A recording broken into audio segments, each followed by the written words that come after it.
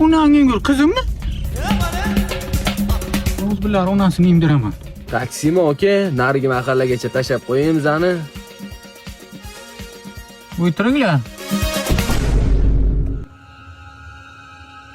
Kim bu? Kim kerak, boboy? Qizim bo'la. Bu siz yigitdingiz, ha? Yo'q, просто tanishim. Tushunarli. Bo'lmasa ketdik Makkapoyanikiga. Nima qilamiz Makkapoyada? Bu yoqda odam o'zi hech kim bilmaydi-da. Shuning uchun shu yerga boramiz hozir. O'g'lim, nima ish qilasiz siz? Qaynotam pul yashayman.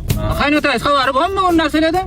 Bo'lsa kerak, men qattan bilaman, men bundan so'rayman. Orzungiz bormi bu hayotda bironta? O'limizdan oldin endi bir so'rayapman-da. Orzuyim qaynotam mana shunday qilib o'tirish yelkasi. Orzungizga yetishdingiz bacham. Orzungizga yetishdingiz. Tushunmadim.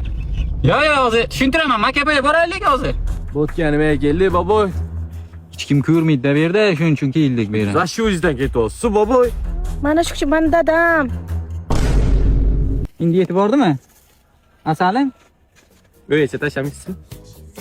Ha, patsan, nima bo'lyapti senga? Taqqa oyoq qo'ymoqchi eding. Hazırlaşding-da. Ana bu nuqtaga kel.